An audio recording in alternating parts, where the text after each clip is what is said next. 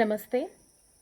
और आपका फिर से मेरे इस चैनल एलियल डिवाइन में तहे दिल से स्वागत है। और मैं आयुषा आज आपके सामने इस चीज़ को लेकर फिर से उपस्थित हुई हूँ, जहाँ पे हम रिजर्वेशन के बारे में एक शॉर्ट टॉपिक पे बात करेंगे, जहाँ पे आपको छोटे से समय में, क्योंकि जो मेरा पिछला वीडियो था वो 16 मिनट्स लॉन्ग था और कुछ लोगों का बहुत ज़्यादा प्रॉब्लम था कि हम इतना लंबा वीडियो नहीं देख पाते हैं, थोड़ा शॉर्ट में समझाइए ताकि हमें थोड़ा सा और गहराई में पता चल सके, लेकिन बहुत छोटे टाइम में, क्योंकि बहुत सारी चीज़ें लोगों को बहुत आजकल छोटी छोटी देखने को मिलती हैं और उनको छोटा छोटा सुनने को चाहिए होता है। So for those people I am here to give you a short knowledge that के रिजर्वेशन को शॉर्ट समय में कैसे समझ सकते हैं।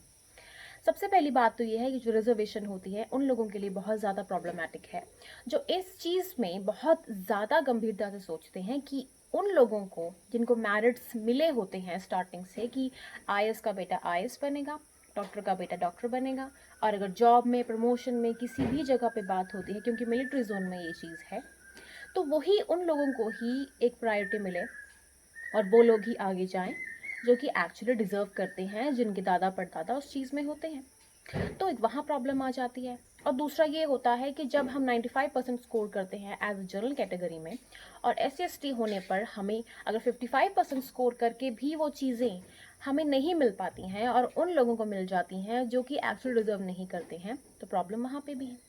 क्योंकि आगे आने वाले टाइम में हमें अपनी कंट्री को आगे बढ़ाने के लिए best of best scientist, doctors, engineer सब चाहिए होते हैं, जिसके लिए हमें 95% या उससे ज़्यादा का एक स्कोर ज़रूरी होता है। तो उस चीज़ और उस स्कोर को बढ़ाने के लिए, उस चीज़ को समझने के लिए हमें सबसे ज़रूरी क्या होता है कि हम मेहनत करें, दिन रात लोगों के बीच में रहें, हमें फैसिलिटीज़ अवेलेबल हों, हमारे पास उतनी ज़्यादा अवेलेबल चीज़ें हों जो हम उसको अंडरस्टैंड कर सकें। जब ये चीज़ें मैं उन लोगों के पास देखती हूँ और जब वो स्कोर करते हैं, और विदाउट स्कोरिंग भी कुछ लोग विदाउट अवेलेबल चीज़ों के साथ, ना चाहते हुए भी वो चीज़ अगर वो स्कोर कर पाते हैं बेस्ट पोजीशन में रहकर भी, तब भी उन लोगों को भी वो चीज़ें नहीं मिल पाती हैं, क्योंकि वो एक गरीब वर्ग से आते हैं और उनको जनरल कैटेगरी का मिला होता है। अगर आप जनरल कैटेगरी के हो और आप अगर 95% स्कोर करके भी कुछ नहीं कर पा रहे हो, तो गवर्नमेंट ने एक और कोटा सिस्टम बनाया हुआ है, जो मेजॉरिटी आपकी यूपीएससी और जितने भी सेंट्रल जोन्स हैं वहाँ पे जाके आप उसको यूज़ कर सकते हो। इट डिपेंड्स कि आप में कितना कैलिबर है और कितना ज़्यादा आप आगे बढ़ सकते हो। जब भी आप रिजर्वेशन की बात करते हो, तो रिजर्वेशन यानी कि सामान्य व्यवहार सभी के साथ, inequality, one nation, one state, one belief and one faith, ये सारी चीज़ें एक साथ होती हैं। Reservation in the sense equality, एक दूसरे के साथ एक सामान्यता। तो जब भी हम रिजर्वेशन की बात करते हैं और जब भी हम उसके अपोजिशन के हिसाब से जाते हैं, तो अपोजिशन इन द सेंस कि हम उन लोगों के खिलाफ हो जाते हैं जहां पे उनको रिजर्वेशन नहीं मिलनी चाहिए।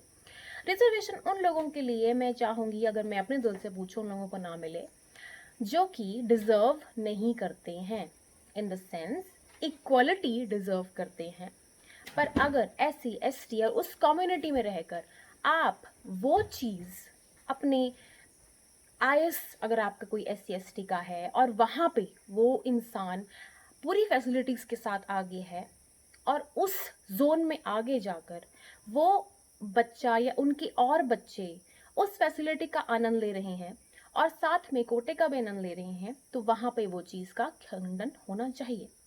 तो इस चीज़ के मैं अगेंस्ट ज़रूर हूँ। तो जब हम बात करते हैं इक्वलिटी की, तो इक्वलिटी आती है आपके बचपन से पैदा होते हुए। जब आप पैदा होते हैं तो वहाँ पे एक जेंडर इक्वलिटी आ जाती है कि आपको महिला और पुरुष दोनों को बराबरी का समान का अधिकार होना चाहिए। Right to education, right to have sanitation, right to have proper nutrition, right to have everything.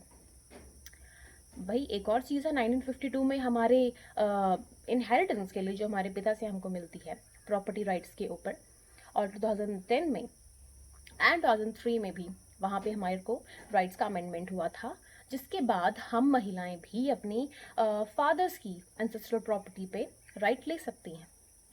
Equality सिर्फ वहीं से ही स्टार्ट होती है जब से हमारा संविधान लिखा गया है।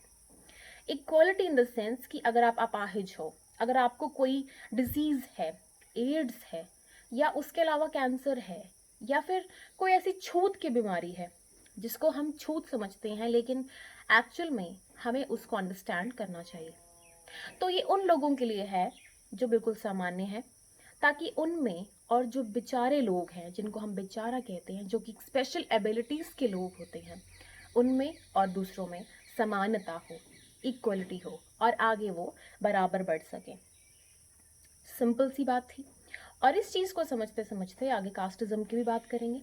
कास्टिज्म के बाद फिर आता है हमारे पास नेशनलिज्म, यानी कि हम हिंदू हैं तो आगे मुस्लिम, क्रिश्चियन, उनके साथ हम डील विद कैसे करें। फिर वही धर्म की बात आ जाती है कि धर्म हमारा सबसे बड़ा है, हमारा बाप है, हिंदुइज्म धर्म है, तो उनसे बहुत सारे लोग निकले हैं, अलग अलग धर्म बने हैं। लेकिन अगर हम बन चुके धर्मों को भी तोड़ना चाहेंगे तो ये बहुत बड़ी प्रॉब्लम है, क्योंकि फॉर एग्जाम्पल अगर हिंदू धर्म में बहुत सारे गॉडेस एंड गॉडेसेस को मानते हैं, उन्हें पूजते हैं, तो हम कभी भी उनके ऊपर पक्षपात नहीं करते हैं, हम उन्हें कभी भी रोकते नहीं हैं। आपका बिलीफ सिस्टम है, आप जिसको चाहते हो आप बिलीव करो, जिसमें आप रहना चाहते हो उसमें बिलीव करो, उस शक्ति को पहचानो, बट नो सैटनिज्म। हम इसके ऊपर भी टॉपिक लेके आएंगे, एक वीडियो में लेके आएंगे जहाँ पे आपको सैटनिज्म के बारे में भी पता चल सके। जो मेरे लिटरेचर भाई बहन हैं, जो अलग लिटरेचर के स्टूडेंट्स हैं, उनको हिंदी और इंग्लिश दोनों में सैटनिज्म का और उसमें क्या रोल है उसके बारे में हम लेके आएंगे वीडियो बहुत जल्द। लेकिन इस वीडियो में मैं आपको नेशनलिज्म के बाद जो मेरा नेक्स्ट पॉइंट आने वाला था वो था रेसिज्म, जो कि एक्चुअल में होता है। बहुत ज़्यादा चीज़ें अभी थोड़े टाइम के पहले भी आई थी, अमेरिका में जो चीज़ हुई थी। एबोरिजिनलिज्म भी एक चीज़ है, एक पॉइंट है जो कि ख़त्म हो चुका है, बट स्टिल अगर हम कल्चर की बात करें तो वहाँ पे भी एक प्रॉब्लम है। डायस्पोरा एक प्रॉब्लम है। देन हमारा पोर एंड रिच, वहाँ पे प्रॉब्लम है। भेदभाव कहाँ पे नहीं होता है, हर जगह पे होता है। आज भी इंडिया में स्पेशली महिलाओं को 33% सीट्स होती हैं असेंबली में बैठने के लिए, लेकिन आज भी वो राइट कर रही हैं कि वो 50-50 हो जाए।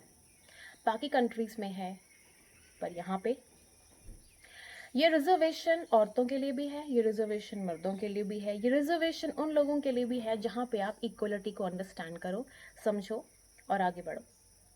यही है मेरा टॉपिक बात करने का, ताकि हम अंडरस्टैंड कर सकें, अपने आसपास के लोगों की प्रॉब्लम अंडरस्टैंड कर सकें, समझ सकें कि कहाँ पे किसको क्या चीज़ मिलनी चाहिए और हमारी गवर्नमेंट पे इस चीज़ का कितना प्रभाव पड़ना चाहिए। ये सारी पॉइंट्स थे। And thank you so much for listening and wait for the next video. Thank you so much. Like, share and subscribe and all the best.